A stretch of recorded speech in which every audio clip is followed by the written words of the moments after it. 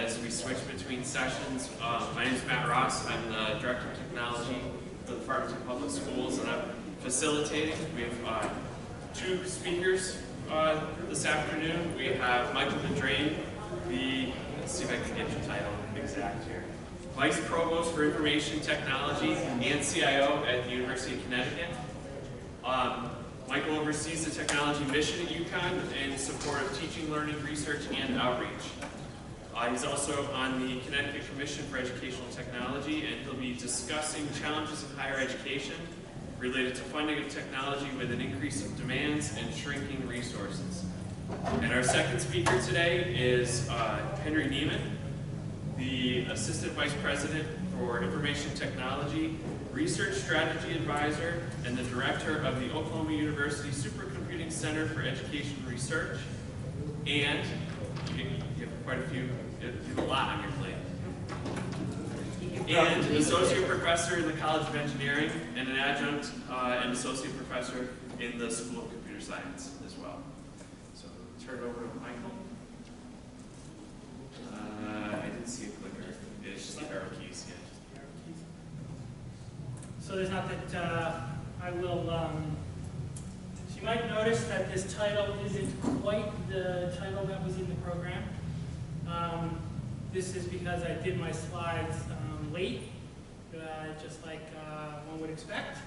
And after I wrote my slides, I decided that I needed a title that was somewhat academic sounding, especially considering who I was going to be paired with in here. I didn't want to look too embarrassed in terms of my title. One of the things, I was introduced as the Vice Provost for Information Technology, but I also like to view myself as the reigning IT iconoclast at the university. I challenge all cherished beliefs. I came up with this title, and then I did a little more thinking. When I came up with the second title, I thought this was actually a more appropriate title that sort of described IT in our environments, that the challenge that people are sort of facing. And then I kind of thought this was just a little too long, and I came up with a third title that I thought more appropriately described the way IT functions sort of in higher education and the status today. What I'm going to do is I'm going to try to go through pretty quickly what I think are five concepts or key things that people should be holding in their heads when they're making decision making and making technical choices, making investments. Mostly these are things that I've learned over time in my 2+ years of experience in IT, and I've got sort of the arrows in my back to prove it. On a lot of these things we can war stories at another time. I'm sure you have your own. So the first is that the cloud solves everything. I mean, I don't know, I'm sure some people have heard that. I hear this all the time. In fact, it typically makes me twitch, because mostly what it does is it says that there's no shortage of IT enthusiasts. And I don't actually say that with love. God save us from the IT enthusiasts. The cloud doesn't solve everything, despite what people think. And it is true that when people say that there is such a thing as the speed of IT, what it really means is that the set of risks that you're balancing, the pace of decision making, isn't going to abate. It's going to continue unchanged. The people who have opinions and vested interests from the side are going to grow. They're not entirely shy. Their opinions aren't always informed, but they are a reality, and the whole space has to be negotiated. Oh yeah, I forgot. Cloud solves everything. I was asked, even here, by a number of venues, was I prepared to transition everything to the cloud? My answer was to ask what the cloud was, actually, right? So, when I was asked to give a definition of the cloud, my quickest answer is it's just outsourcing. It is nothing more than a contemporary form of outsourcing with some new qualities and granularity, but in the end, it's no different than the relationship we've had all along. And I'm actually going to add two things because they're actually the same thing. So expectations are increasing, budgets are decreasing. It doesn't actually matter which one, if only one of them is true.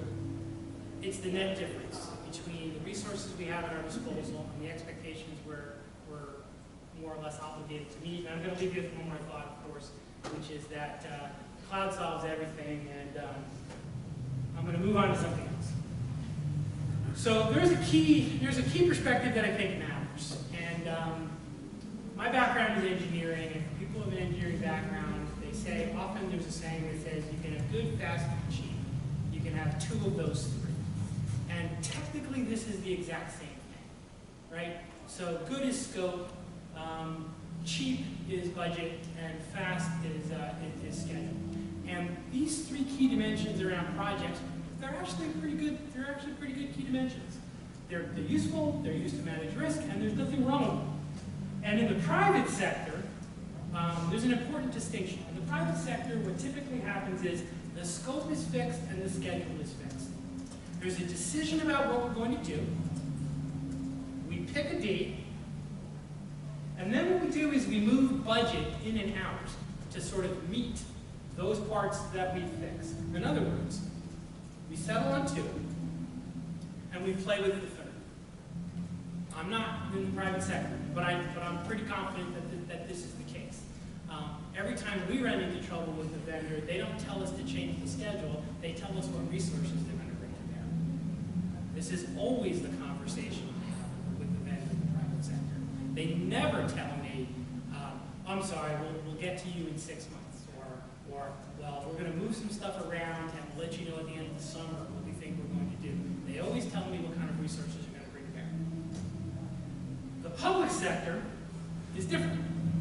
In fact, in the public sector, what we do is we settle on the scope, and we settle on the budget without admitting we settle on the budget. Okay, and the reason we settle on the budget without admitting that is nobody gives you more money. For people who work in the public sector, you know this is true. You say, well, we can do that if we only had more resources, and they say, that's really nice, let us know when you're going to get done. Right? This is how the conversation unfolds. So what does that really mean? What it really means is we move everything in time to satisfy the conflicts. So we hold our budgets relatively constant. We hold the scope relatively constant, and we slide things back and forth in scheduling in order to accommodate conflicts and problems that have arisen. This is one of the reasons that we drive the private sector crazy. We drive our vendors crazy. Our vendors will come to us and they'll say, but you said you were going to get this done in June. And we're like, yeah, well, August. Yeah, here's the problem we had, here's what we moved, right? And anybody who's spent a lot of time in the public sector, if they're honest with you, they're going to tell you this is exactly how we manage this. Precisely how we manage this. Nobody gives you more staff. You simply reallocate staff as best you can. You move your priorities. This distinction is actually really important. Because what it says is, in the public sector, we are entirely sensitive to time variation. And when we lose time in the process, we actually lose time. When someone asks me, what is an impediment to moving to the cloud?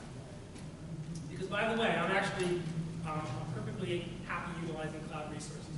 The cloud vendor will say to you, why should you worry? We're going to do all of our upgrades. We're going to guarantee everything gets upgraded. But when do they do the upgrades? They do the upgrades when they want to. They do the upgrades when it makes sense for them. They do the upgrades when they think it fits in with whatever their customer base is going to do. The problem with it is it sits on our last dimension. And it actually is harder to use cloud resources than we might think, because we give up this dimension of shifting in time, which is the dimension we are playing with. And when the vendor says to us, well, okay, but it's not going to cost you any additional money, we say, well, what the hell? We didn't have any money anyway, right? That was always fixed. And you've taken away our dimension of time. And so we always have to be aware of that. The other thing is, why does this matter in time, is because our budget view is very different. So we have this complexity around timescale. And because we're so sensitive to time, what often happens in the public context is CapEx disappears and gets operationalized in year. Why? Because it's within a narrower time horizon. And because time is our dimension of highest sensitivity, the further out in time you go, the higher our risk profile and the greater our uncertainty, since that's where our variation lies. We also don't admit that. That's a secret. I know some people here from higher education. I'm giving away all the secrets. I'm going to get in trouble later, I'm sure. But this difference between OpEx and CapEx, we don't even use the term OpEx and CapEx. We use one word, budget, as if that answers everything. And this is why we have this problem with aligning long-term budgetary elements, especially capital investment, is because it sits on our definition. So we have this problem of what our budget changes are, what our clarities of our investment, and I'm going to say one more thing. Spending money is hard. Actually, spending money is really hard. I should really qualify that. Spending money well is really hard.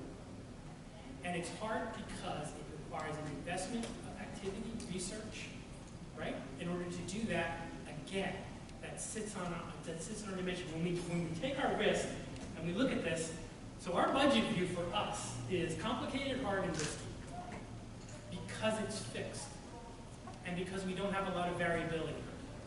And there's a consequence to our budget view, and that's that we defer decision making. Right? I don't know, I know I can see at least one vendor here.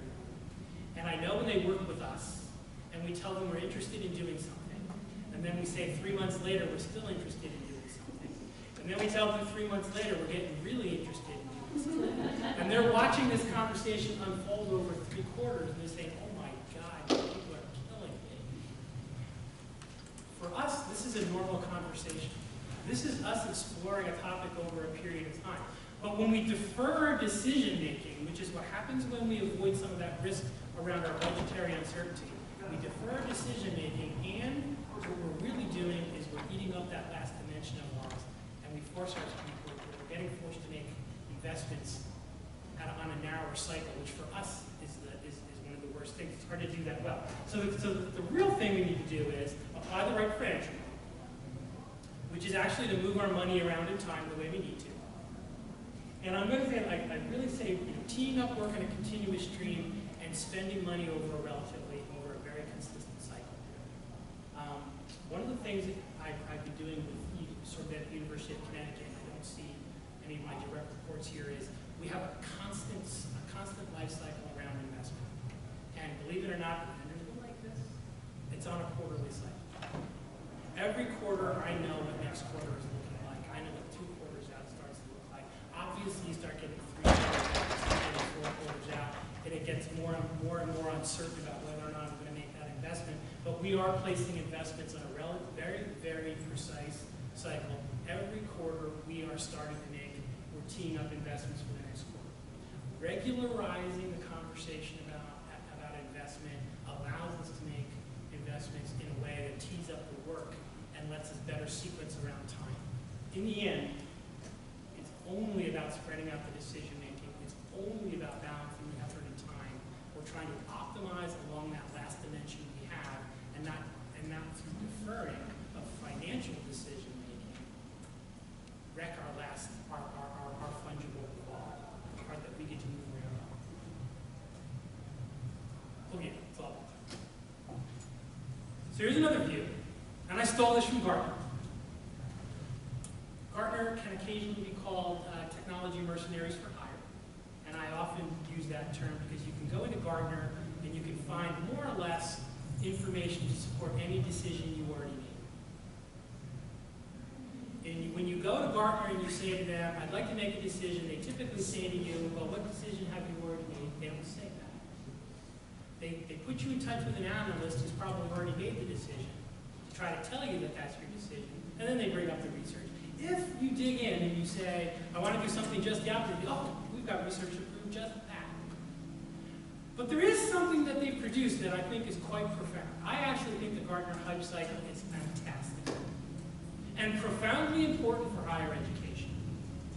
There's a reason it's important because it actually starts to say, that in the very beginning of the Gartner hype cycle, life is speculative, right? Attitudes are inflated. I'm going to say that people involved, I'm going to use the word uninformed. It's my kindest word to use in this context. Also, investments tend to be dislocated. Things are unrealistic. This is the very beginning of the Gartner Hype Cycle. I'll put another spin on it because my background is engineering. I'm an analytical guy. This is the emotional part of this cycle. In fact, my term for people involved here are zealots. And this is where the IT enthusiasts play a big role. Emotional decision making, this is going to change the world. Cloud is everything. VDI, which is the previous topic by the way, right? VDI solves everything. Seldom are alternate questions asked during this phase. Like, here's a question. VDI is going to solve everything, so here's my question. Why should my PC get dumb when my phone gets smart? Just help me understand the difference. So the thing in my pocket gets more and more and more powerful, and the thing on my desk gets less and less powerful. I'm having trouble reconciling those two perspectives. And so for anybody who advocates, for example, VDI, do you remember when VDI, like virtualized desktops, first came out? Remember how they were going to solve everything? Do you remember how it was even going to wash your car? It's insane the way these things are represented. This is the zealot phase, which is followed by another phase. I call this phase the converts. Now, I'm old, but I remember what my mom used to tell me. My mom used to say, if everybody jumped off a bridge, would you jump off too? Converts. These are the people who watch what the zealots did. Regardless of what the consequences were, they follow right behind. This is why they define the peak of the hype curve. They define the peak of the hype curve because once the converts die too, people start to get real about whether or not a technology is going to deliver something. Which is what brings us to the next phase. I call them the casualties. Okay? By the time you get to this portion of the curve, all the casualties have been identified. Now, I know these aren't the right words. I'm being politically incorrect, right? I mean, I thought there was like supposed to be fast followers, and I think those are the converts, right, or something like that. But why does this matter? This matters because we're trying to make our decisions at the proper time on our sequencing. It matters where something is in the hype curve. Have we achieved a realistic perspective of something or not? Or are we simply following along based on an emotional argument about we think what might solve all our problems? And by the way, none of our customers care about the technology. I've watched it. I seldom have a conversation with my community where they want to have a detailed conversation about technology. They don't care. And when we deployed a product in the cloud, my community didn't care. To them, it was remote anyway. It was all remote. So I honestly think, and this is I'm trying to go through these relatively quickly. I think good stewards sit right here in the curve. The term I use is early adapters. Not early adopters, early adapters. These are the people who've waited properly, intelligently, like professionals, not enthusiasts, identified what the technology really is capable of doing and how it fits in with their investments over time, and are making the investments to fold it in, use it properly, with realistic expectations. This is the place where higher education has to, where the public sector has to sit. We're too sensitive to the dimension of time. We can't just pour resources on something because we jumped in at the zealot phase, and now we're going to deliver something later over time. It matters where we are in the curve. In fact, until you hit the crash, until you hit the trap, there's no concept of what something's capable of doing. And I'll put something else out there in terms of risk profile. The benefits to being an early adopter to higher education are tiny. Very tiny. But there are benefits. If you're an early adopter and you get it right, that benefit is small. That risk is massive. So you're trading massive risk for a tiny benefit. Fortunately, I'm a timid man. I would never do something like that. This is the place where we need to sit. And this is always where we need to try to make our things align. So that tells you when you should pick, but who should you work with? Every vendor that wants to make their bones contacts you.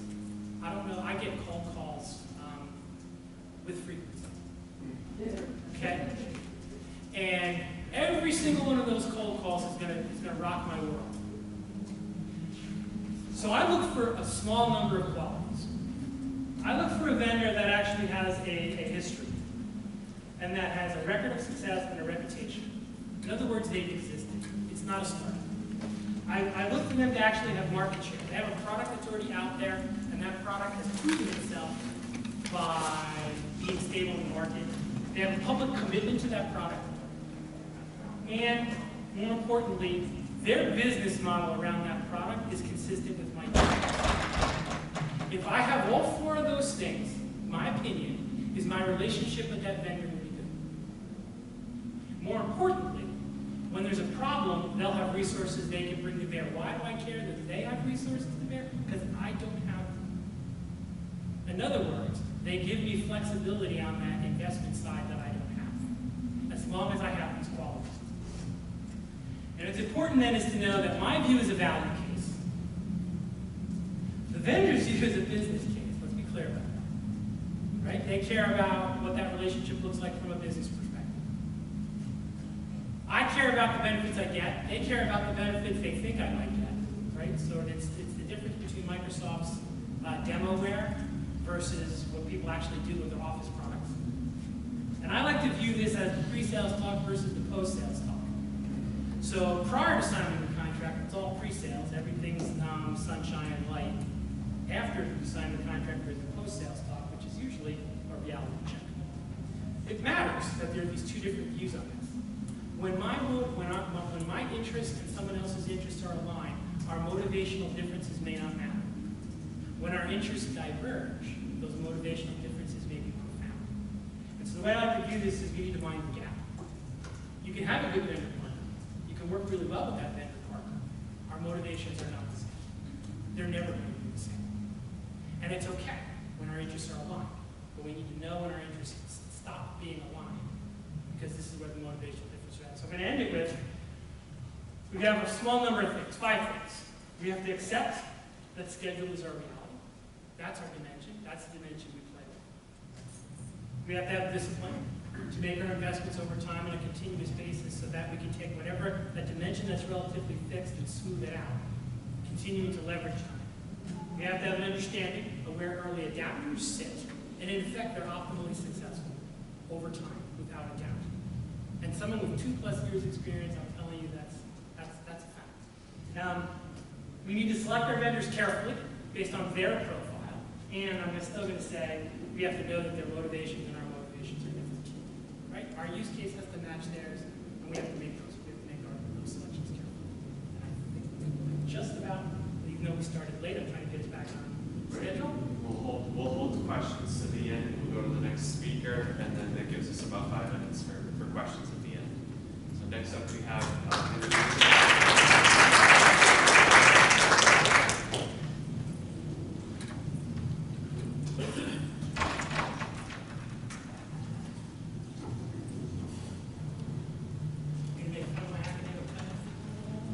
No, just so you only have one, right? I'm getting a glass of water while I sit down here. Just a second. Never know how hard you're going to get. Okay. Right. I was asked to come and talk about some stuff we're doing, some fun stuff we're doing in Oklahoma, where we're working together to support research computing and research networking. So my first question is going to be, how many of you are from the higher ed side of the house? And how many of you are from the K-12 side of the house? Okay, so the higher ed side is dominating, so I'm going to feel right at home. And so will all of you, right? Say yes. Yeah. Oh, good, then I feel better. All right, so, and I have to say, very important disclaimer, no actual profit was made when we were doing this for fun and profit. It's just a joke. So we're going to be talking about the One Oklahoma Cyber Infrastructure Initiative, which is our mechanism and our excuse for having fun playing together, and what's been going on with it. So let's talk about what that is. Way back in the distant mists of time, I was asked to write a state cyber infrastructure plan for a $15 million grant proposal that I knew nothing about, and that was on a topic I knew nothing about. And I said, okay, well, let's have a meeting with the director of the State Research and Education Network and the science leads for that project and some other grand high muckety-mucks and some CIOs and my counterpart from my sister public PhD granting university, Oklahoma State University, our beloved sister institution and hated rival. And so we all got together, and everybody was sitting around a table, and nobody wanted to be the person who it was their fault that the state didn't get $15 million, which is the best time to ask for stuff. So I said, how about we have an amazing solution that doesn't cost any money? And they were all into that. They loved that idea. I probably could have made up anything I wanted after that introduction, and they would have been in favor of it. So I got permission that we would share our goodies not only between OU and OSU, but actually with any non-commercial research or education project in the whole state. Anybody who wanted in, they could get in, treated just as if they were local to our campuses, OU and OSU. And we were poorly supervised, which is the best way to get anything done. We were given a lot of, we were given a mandate to be amazing, no particular guidance on what that meant, and a lot of faith that we wouldn't break any laws or policies, which we carefully try not to break any laws or policies. So what we came up with was we not only would share all our goodies, we'd share all of our services as well. Anything that we're doing, it's available to any non-commercial research or education in the state. And there's lots of components to that. And by the way, I should say, it was originally called the Oklahoma Cyber Infrastructure Initiative, OKI. That pronunciation was on purpose. And then when we came around for the next round of that kind of grant 5 years later, then the state had a science and technology plan called the One Oklahoma Science and Technology Plan. And you know, there's no better way to make it seem like you align with something than to use the same name. So we became the One Oklahoma Cyber Infrastructure Initiative, which didn't really change what we were doing. We did add some stuff to it. We kept doing the stuff we were doing well and added new stuff, but it sounds even more exciting when you have an exciting new name. All right, so what are our goals? We want to reach institutions all over the state, and especially those that are outside of the typical kinds of institutions that are served by advanced computing. We want to serve them with whatever kind of capabilities that we can come up with and that are valuable to them.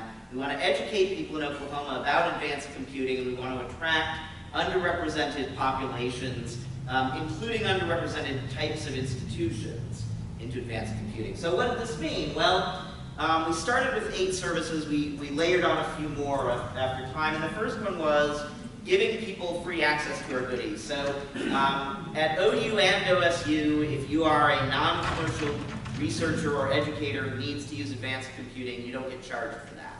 So the same if you are not at OU or OSU, but still in the state. Dissemination, we have an annual symposium. I used to be able to say that it was the only annual symposium of its type in an EPSCoR jurisdiction, and then Missouri started one, and now we're the oldest instead of the only. You know, you can always look really good if you carefully choose your metric and your peer group. So we remain number 1 by changing the metric. And we've hit a huge number of institutions and organizations over the years with this effect. We have an education initiative that was literally the very first thing we did. The very first day we opened our doors as a supercomputing center, we started teaching people about advanced computing. And over the years, we've hit, I think it's now over 2,000 people at 362 institutions and organizations, not just in almost every state in the union. I am ashamed to say Rhode Island and Vermont, we have not yet gotten onto our list of states we serve, but also 17 other countries around the world. We have not yet hit Australia or Antarctica. I will tell you that I do not have a lot of hope for Antarctica, but despite the time difference, actually, so New Zealand, it turns out, is only about, well, it's 19 hours ahead, and the great thing is 19 hours ahead is 5 hours behind, so I have some hope that we can actually get New Zealand, maybe even Australia on the next go-round. And I desperately want to get Rhode Island and Vermont be able to say we served every state in the union. We do summer workshops for faculty and staff. You know what we found, and this is not an idea that was original with us, we learned this from others, if you teach faculty how to teach a technical topic, that's way better bang for your buck than teaching someone how to do that thing.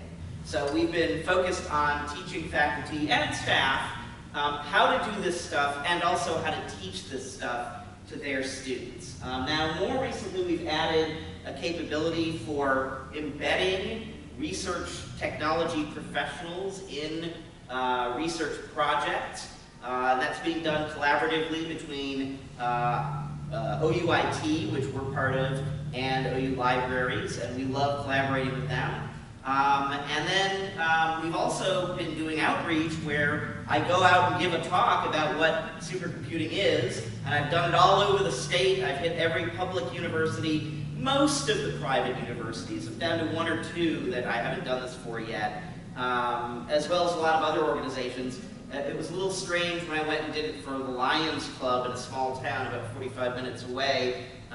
For a couple of reasons. One, they said, do you need any equipment? I said, well, let's make sure there's a screen, and neglected to say, and also a projector, so that was an interesting talk.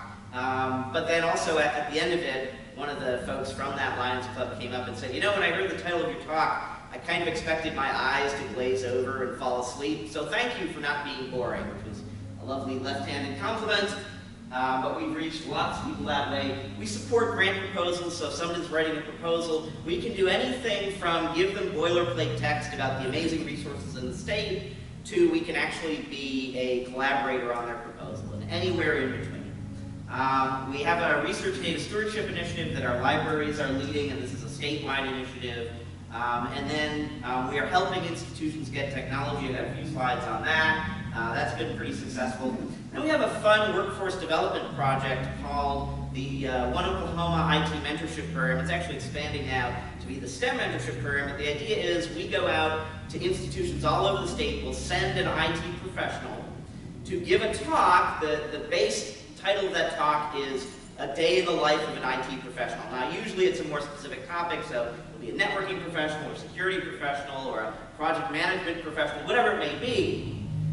They'll give a talk about what it's like to do that for a living, because what the courses are really good at, what faculty are really good at teaching, is content. What we as faculty are less adept at teaching is the profession. And so we provide the profession part of it. All right, so institutions, we've hit 55 academic and 48 non-academic. Actually, that's slightly out of date. It's now 56 academic. We just did an event for a local, I think it was middle school. Think about this.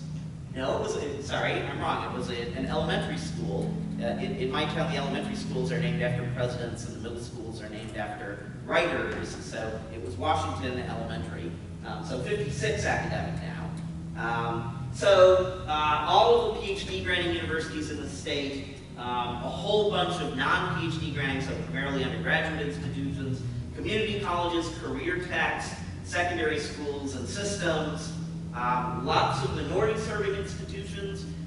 There was a whole new category of minority-serving institution that was created less than 10 years ago called Native American-serving non-tribal institutions. So these are institutions that are not run by the tribes like a traditional tribal college would be, but have high percentages of American Indian students, and we have a number of those in Oklahoma. So we've reached several of those as well. And then, of course, we have plenty of non-academic. This is a completely out-of-date map that's trying to capture this. These are the academic ones, because they're spread out all over. The non-academic ones tend to either have a vague address or be located in either Oklahoma City or Tulsa. But in any case, you can kind of see the spread that we've had all over the state. So what kind of outcomes have we had? We've facilitated over $200 million worth of external funding in Oklahoma. In fact, at OU, that turns out to be better than 1/7 of every external research dollars, so grant money and et cetera, that is expended at our institution, over 1/7 of that we've facilitated over the past, it's getting on to 15 years now. And since when we started, that amount was almost 0, then now the fraction is higher, probably between 1/6 and 1/5 of the total. That's over 300 funded projects and lots of unfunded projects. We do not require you to be funded to be able to do this, but that's particularly important for the non-PhD granting institutions. Over 200 faculty and staff in over 20 academic disciplines.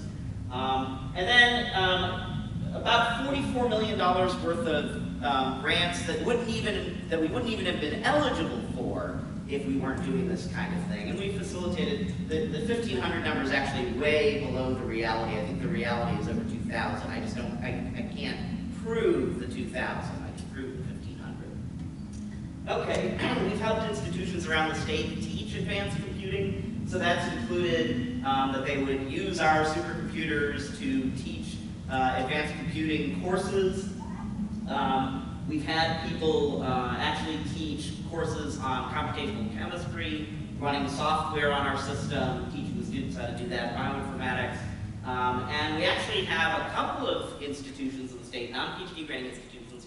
One of them created a 3-semester course sequence on advanced computing that is the single most popular course sequence in their CS department. Another one, they're just getting started on this. They have a new faculty member, he's very gung-ho, and he's doing amazing stuff, and they keep throwing money at him, which is odd given that they're incredibly broke. Among other things, Oklahoma is an energy state, so we're super broke this year because you don't have to pay as much for your gasoline. So thanks. Yeah, we've helped lots of institutions get resources, including a bunch of major research instrumentation grants.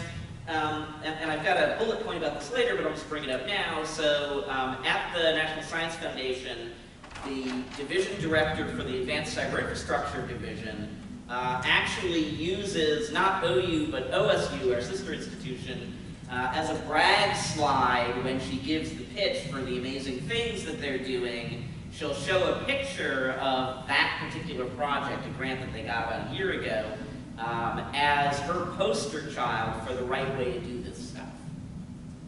Okay, so here's some sort of more detailed eye chart of what we've been up to. You can see there's a chunk that's completed, a chunk that's ongoing. But the really important number here is the number 12. So this talk is brought to you by the letters OK and the number 12. And in particular, the number 12, in the 7 years before we started doing this, when our supercomputing center, we first opened our doors, up until we started doing this, we brought in about $750,000 in external funding for advanced computing, for research computing systems and services. Since we started doing this, in the 7 years since then, we've brought in $8.8 million. That's more than $1 million of new money per year on average, and that's a factor of 12 increase. So not doing it versus doing it, we went up by 1,200%. Okay, and then these are some grants that needed that money to be able to do it. Okay, here's some papers that we've had published. I didn't include on this because we don't have official word yet on whether it's being published. A couple of papers that are submitted but are not yet accepted. One of them we got back reviewer comments and submitted a revised version. The other one we're waiting for word on. Here's a kind of a fun idea. This was where we started. We started at just over 1 trillion calculations per second worth of resources at OU only back in 2002. OSU came online with a small fraction of that.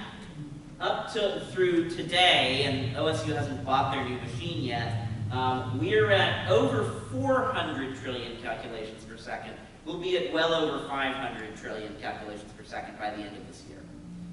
So it's quite astonishing, the change in the scale of what we can do today compared to where we started 15 years ago. Okay, how much time do I have? 5 minutes. I'm going to skip this whole thing about networking, even though this is a networking conference. Just say we are building a science TMTA research-only high-performance network in the state shared among the now six institutions that have advanced computing resources and that are available to everybody in the state. So you can kind of see a picture of that. This picture is massively out of date. This is the picture we proposed 4 institutions. We're actually delivering 6. So I'm going to skip over all of that. Here's a lovely picture that shows 100 gig. We were actually the first state in the country to connect to Internet 2's 100 gig national research backbone. So now that comes down to OU and up to OSU. I got all kinds of good stuff. I'm not going to spend time on it because there isn't time to spend. It's amazing and you'll love it, so I encourage you to read the slides. Blah, blah, blah, blah. We're teaching people how to do what I do for a living. We're teaching them how to do it. Ideally not at my institution, because I still need to make a living. But it's actually quite astonishing the level of uptake we've been getting for this, and we've been doing it on a shoestring budget. I'm not going to go into a lot of detail on that, but if you have people who would like to learn how to help researchers use advanced computing or advanced networking in their research, contact me, and I'll be happy to get them signed up to participate in this activity. It's a 1-week boot camp to learn how to do this. And then we have sort of ongoing help over the course of the year. And then about 2 minutes? Okay, so what we've been doing now has been working into national leadership. So partially based on these activities, I was invited onto the NSF's Advisory Committee for Cyber Infrastructure, and in January I was appointed chair of a working group on learning and workforce development for advanced cyber infrastructure. All kinds of fun stuff. I told the story about the poster child thing. And then my OSU counterpart and I were invited to lead a national effort on working with campuses to help them use advanced computing in their research. There's a whole bunch of the stuff that goes on. The moral of all this being, now that we've gotten to be reasonably adept at this, we think everybody should do this. So we want to encourage Connecticut in particular. And by the way, last month I visited with South Dakota and Missouri with the same theme. We want to encourage you to start collaborating within your state to help each other with advanced computing and advanced networking for research, because what we've found is it's unbelievably beneficial, including lucrative, although not for profit. Okay, and I'm going to leave it there, but I highly encourage it. Questions? I love questions. See? Yes, I'll go there and then I'll go there. Thanks, Henry. With your now six member institutions sharing resources amongst them, what type of technical challenges have you overcome with, or what were some of the top 3 things that you're recommending in Connecticut? Is it user authentication, security? Right, so it turns out that the level of uptake from the non-PhD granting institutions is sufficiently gentle. Typically a handful of people from each of a couple of dozen institutions. And those institutions often do not have, for example, they're not members of In Common or anything like that. Our poster child for this is St. Gregory's University, which is a Benedictine institution with, I think, 775 students or something like that. Anything that St. Greg's can't handle, we can't do. So we don't try and do any of that. We just, when someone wants an account, we create an account for them out of thin air. We don't try and do all the sophisticated stuff. So there really are no technological challenges, because anything sophisticated we don't do. The real challenge, honestly, is just getting the word out to people. Look at this amazing stuff we have. That's labor intensive. The cost of the resources is really close to 0. So we skyrocketed. We used to only provide 0.4% of our resources for projects that didn't involve anyone at OU. That has skyrocketed now to 1.5%. So the dollar cost of providing those resources is minimal. Labor can be a bit higher. So it sounds like your ROI is pretty high. The ROI is fantastic, about 1,000 to 1. And your turn. If you go back a slide or 2, you listed some of the other places you're going. One more. There. You got asterisks on some of those. Oh, sorry. Those are the ones we don't have to visit because they already do this. Good. So, for example, in Florida, there's about 10 or 12 institutions, I think most of them are PhD granting, that do similar to what we're doing. What's less clear to me, for some of these at least, is whether they provide services to the non-PhD granting institutions. I know in Louisiana they do, I know in Ohio they do. I'm not sure whether that's true in Massachusetts or New York, for example.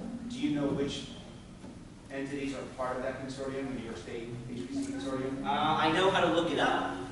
I believe it's primarily public institutions in New York, but I won't swear to that. Okay, thank you. Yeah. Yes.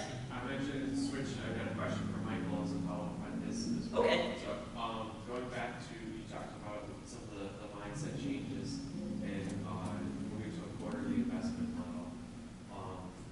Given what I know about the higher education arena and the budget calendar, how are you doing that, knowing that you've got a limited amount of resources or not even able to project out as to what the upcoming resources are down the road? So there's always risk, right? And you know, it's the same fallacy around zero-based budgeting. I know for a fact I'm going to have money next year. I don't know exactly how much, but it's not like it's going to go down to zero. And the reality is a huge amount of my budget is invested in things that the university would never disinvest in, right? So it's really around the edges, right? Sort of on that. And so if I take a $50 million a year activity and I say over the course of any given year, maybe 10% of that is available as fungible, and then I'm saying, okay, so that means I've got in the first quarter I need to green light, you know, 1.25 million, and then I'll do a course correction, and I know that in the second quarter I'm going to green light about a third of what's left, and then a half, and then 100%, and I'm already then teed up for the next year. So in any given quarter, I'll course correct what I did spend, what I didn't spend, what the realities were, and we'll make another one. And what we always have is a laundry list of stuff that we just haven't gotten prioritized in yet. Sometimes we're committing, we'll do this next quarter. Sometimes we're saying maybe we'll do it next quarter, but we never end a quarter without clarity of the quarter that's going to follow. And we never don't have stuff that's already out here that we'll get to if we can. We should have governor. I would certainly vote for a libertarian government. Okay, so another hand. I was just going to answer your question about the NASA one. They do help non-PhD granting institutions. There you go. Thank you. Other questions for either of us? You're happy to answer. Yes. I'm curious what the data center looks like. Oh, very normal. We've got, so the data center that we're in, we've got, there are 12 rows of 16 standard racks. We have the first 4 of those rows. 2 of the 4 have high density cooling, so 5 kilowatt underfloor and 10 kilowatt overhang. The other 2 rows just have the underfloor cooling. So we put the high performance computing stuff in the first 2 rows. The next 2 rows are largely empty at the moment, but are going to end up, if we get it funded, are going to end up getting filled up at least significantly with a big tape library. So we've got a proposal in that went in mid-January, so we should hear in the next few months about whether that's getting funded. If it does, then we have a project that officially covers 6 states, but then is open to, and in fact, I just got an email last night from someone in New England saying, can I get into that thing? And my answer is, you can buy an expansion cabinet, and you doesn't have to be you personally, a consortium of you can buy an expansion cabinet, and then you can throw tapes into the expansion cabinet.